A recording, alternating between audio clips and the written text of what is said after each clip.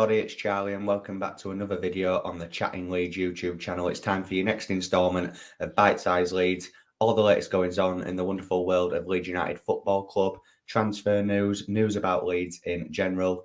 It all goes down on Bitesize Leeds, guys. We all know this by now. We all know this. So then, just before we get into it, smash that like button, please subscribe, share all of your thoughts and opinions in the comment section down below.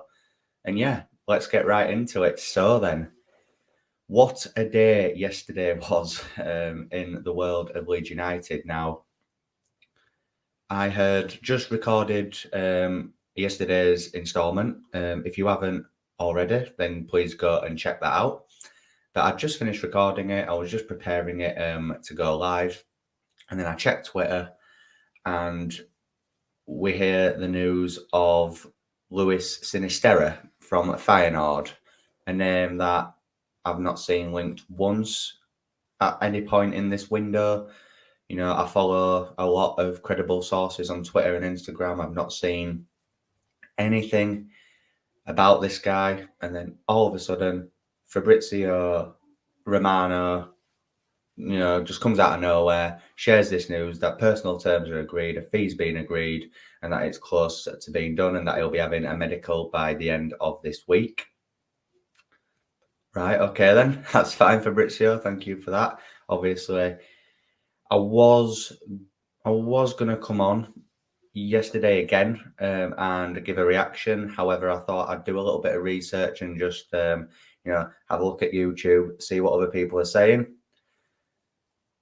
And yeah, listen, this guy is seen as a direct replacement for Raphinha should Raphinha leave this summer. I can understand why there's certain question marks about this signing, as Marsh is not, well, we was under the assumption that Marsh would not be playing a wide system. So if he's not playing a wide system, then why are we signing a winger? Makes me think that he could, and I'm not saying he will, but he could experiment with a 4-2-3-1. You know, you could still have the double pivot. And, you know, I think the likes of Harrison and Dan James would be able to thrive in our team in that system. I still think, you know, he could potentially turn him into like an inverted winger, you know, to play more as a centre attacking midfielder. However, at Feyenoord, he hasn't really played that. He is predominantly out wide, whether it is on the right or on the left. But he's a Colombian international, as I said, from Feyenoord. I think he contributed to about 27 goals last season. Something daft like 13 or 14 goals and then 12, 13 assists, like something mad like that. I think his overall stats since he's been at Feyenoord are really, really good. He's only 23 years old as well, so the sell-on value would be really good. Very, very excited about this guy. I'm not going to be one of these guys that just comes on and says, you know, that I know everything about him. I'll be honest, I've known about him for 24 hours. So, you know, obviously there's more research to be done. But from what I'm reading, from what I'm seeing, this is going to be a very, very exciting signing. Apparently, the fee is about 25 million euros. So you'd say that's about 19, 20, 21 million pounds or something like that anyway. Or is it closer to 25 million? I can't really fathom it, if I'm honest, because there's that many journals saying different fees. So I'm sure that once we get the here we go from Fabrizio, then it will all be confirmed. I'm sure he said it was about 25 million euros. But anyway, I think, you know, I did expect that once Calvin Phillips left, that there would be a little bit of movement in the market from Leeds United, but I didn't expect it to be that quick. Literally, Phillips was announced at like 10 o'clock as a City player. By about 12, half 12, we'd heard the news about Sinisterra. And then later on that afternoon, I was at the Asda. I was shopping with the missus. I checked my phone. And the next bit of news that I'm about to speak about came to light, and that is Tyler Adams. Now, Tyler Adams is a player that I've spoken about numerous times on Bitesize Leeds. but it's never been with any real concrete, evidence, concrete facts about a transfer. Obviously, there've been rumours that Leeds United were going to explore the option of loaning him on a first season with an option to buy afterwards. But that seems to have been scrapped now because Leeds United have agreed a permanent transfer with RB Leipzig. We got the here we go from Fabrizio as well, which means it is done. All he needs is his medical. Apparently, he's flying to Leeds over the next few days to complete his medical. As Phil Hayes said, that the club want Tyler Adams and Sinisterra both in by the time that they jet off to Australia next week. So I think you'll be seeing 2 signings through door by Friday, Saturday. I think it is really moving quickly. Tyler Adams, the fee is £20 million. That includes add-ons, which I think, I've had my opinion on this. Obviously, because there is Mo Camara as well at Salzburg, which I'll get onto briefly in a second. But I'm not saying that Tyler Adams will be a bad signing. I do actually think he will be a good signing. But I think the attributes that he has compared to the attributes that Mo Camara has, Mo Camara is levels above him, in my opinion. I do think Tyler Adams is a safe signing. I think he'll be there literally to break up play, help out the back four. His passing and his passing accuracy isn't great from the stats that I'm seeing, but we all know now that this new Marsh way of playing, possession's not important to him. And I think we need to start understanding that fact. It isn't going to be Bielsa ball anymore. As beautiful as that was, it is not going to be Bielsa ball anymore. Marsh does not care about being in possession. It's more about off the ball and how we win the ball back and create attacks from that. It's zonal marking rather than man marking as well, which I think is a huge positive. But I think Adams suits the Marsh style of play because, he's okay in possession. However, he's not, he's seen as the Calvin Phillips replacement, but he's nowhere near Calvin's ability on the ball. I think Mark Rocker is probably as close to Phillips on the ball as you're probably going to get, which is why I'm starting to actually think that Mark Rocker and Tyler Adams in the pivot will actually provide a really good balance. Because I think Mark Rocker is technically so much better on the ball, a cool and calm head in that midfield area. Whereas Adams can be the nitty and gritty tackler. He can be the breaker up of play. And as I said, help out the defence. So I am excited about it. But if we could pull Mo Camara as well, I would be absolutely over the moon. We'll get on to Mo now. So Don Mitchell, Eddie Hearn needs to get his ideas right because Don Mitchell against Fabrizio Romano in a journalism exhibition boxing match. Jesus Christ.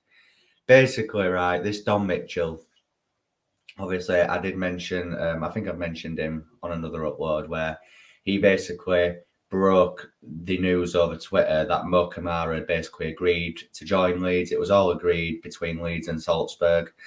And it'd be about £30 million and that he would have a medical either yesterday or today. Obviously, that's not happening. We know for a fact that's not happening. He isn't even in England. I think he's still in Mali or wherever it is that he's from on his holidays. So he's definitely not having a medical. Well, he hasn't had one yesterday and he's not having one today. So then Fabrizio shared, obviously, the news about Tyler Adams, and then he followed up a tweet by saying that due to the fact that Leeds are signing Tyler Adams, Adams was always the main priority for Marsh and Orta. Mo Camara has always been an option, but I think financially Tyler Adams makes more sense because then they've got extra cash to explore other options like CDK, for example. But basically, Fabrizio said that unless anything changes over the next few weeks, Leeds United will not be moving for Mo Camara. you know, even though there's been a lot of rumours about it, right? So if Fabrizio's sharing that, he's got a lot more clout behind him. He's a legitimate journalist. Everything he says is fact and it's true. We're obviously going to be more inclined to believe Fabrizio Romano over Don Mitchell. Now, Don Mitchell's supposed to be this Austrian Phil Hay, which, yeah, I aren't saying that he hasn't got things right before. I can't see us getting Mo Camara now. I'm kind of trying to get my head out of that way of thinking. Obviously, there's a small part of me that hopes it is going on behind the scenes, because then on the flip side, there were so many Austrian news outlets, and I mean legitimate Austrian news outlets, reporting that we had signed Mo Camara, or at least that he'd agreed to join Leeds. I would keep an eye on it, because I think, it could be one that just comes out of nowhere again. But do I think it's going to happen now that we've signed Tyler Adams? I don't. I think, we've got in that area now, we've got Tyler Adams, Mark Rocker, Adam Forshaw. He may play Stuart Dallas there as an option if one of them's injured or suspended.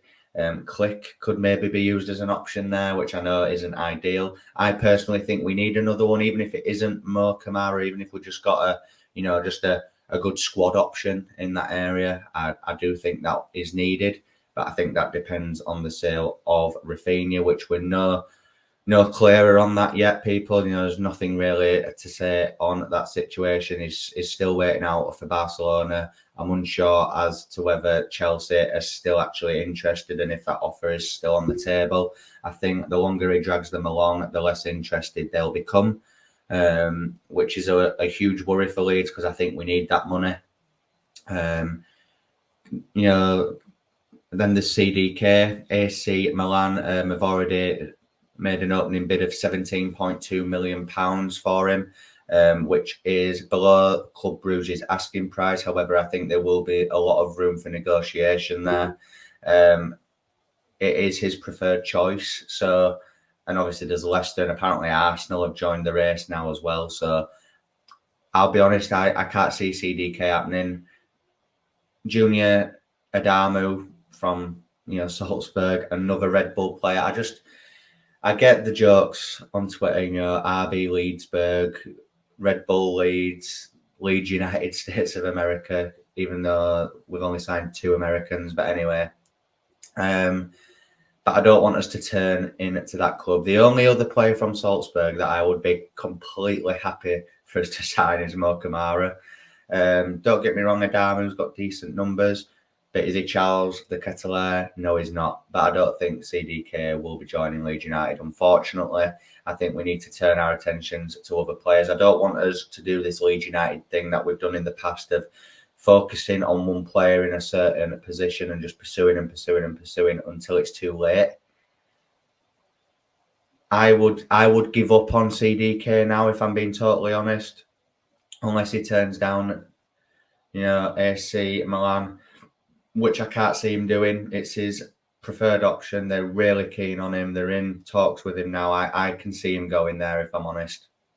Can't see him coming over to the Premier League. Obviously, I think everyone thought because they were in talks to get Hakim Ziyech from Chelsea on loan, that meant CDK wasn't an option. That's why they're getting Ziyech on a loan, so they don't have to pay for him. So they have the funds to get CDK.